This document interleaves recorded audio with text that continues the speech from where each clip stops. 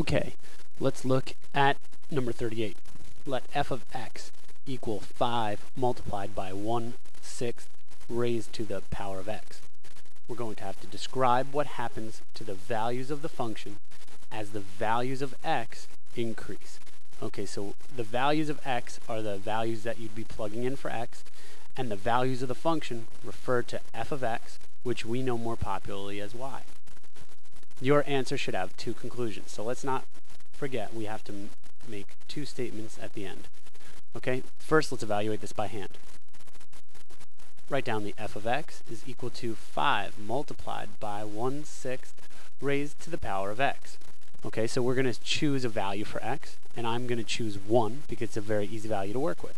So the f of x is equal to 5 multiplied by 1/6 raised to the power of 1. So anything raised to the power of 1 is itself, but let's verify this on our calculator. 1, move this junk out of the way. 1/6 raised to the power of 1 is, after a little math and our interaction, 1/6.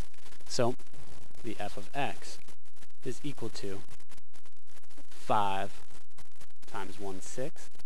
And we know from our days back in middle school, in elementary school, that we can write any whole number over 1 and multiply across. And we get 5/6 or 0.83 repeating. Verify this on our calculator.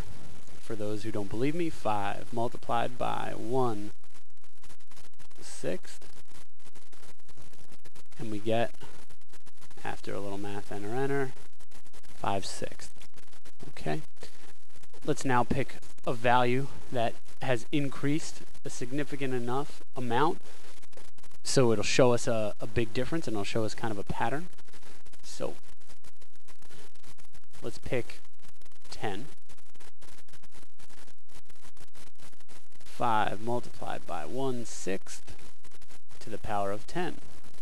So we have the f of x equal to, we're here, if we do this on our calculator, we're going to get an answer in scientific notation, so let's go ahead and do it out by hand.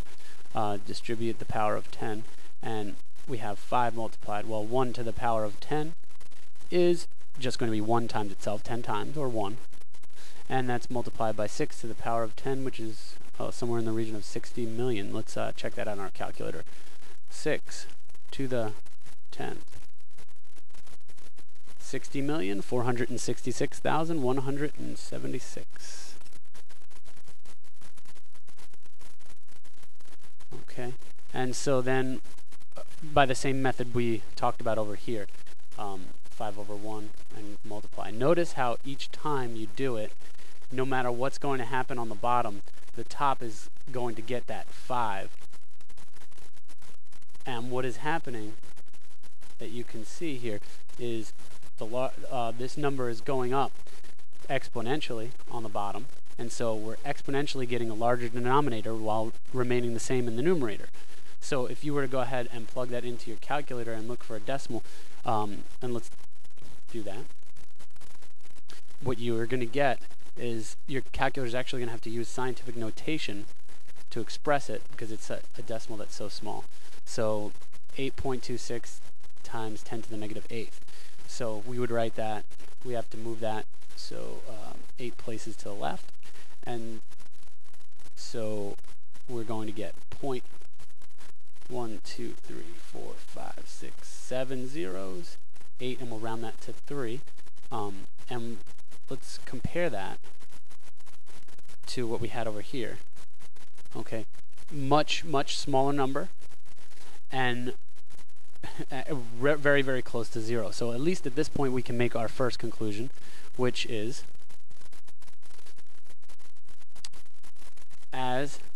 and use the language from the question, as the values of x increase, as the values of x increase, the value of the function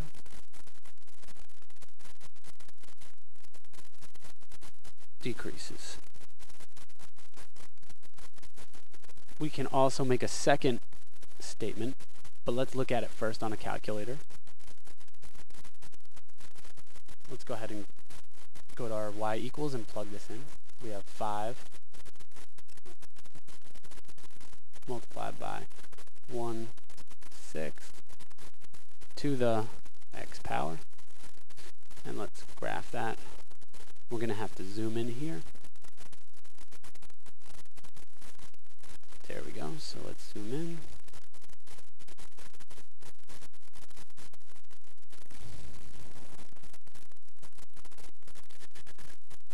And as you can see, our x values, as they increase going to the right, our y values are decreasing. And notice here they're getting really, really close to the 0, but not quite.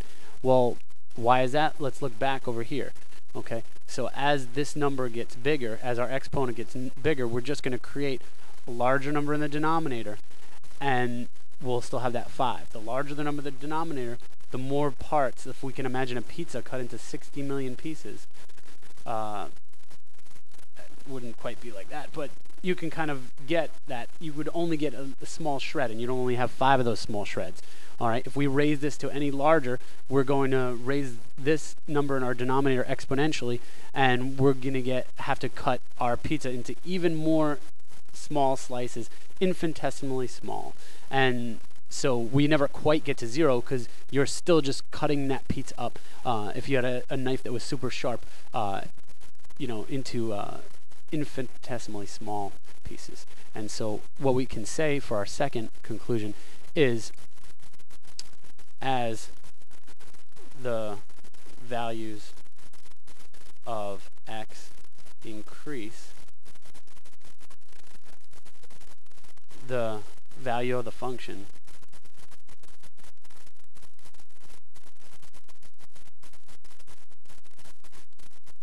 approaches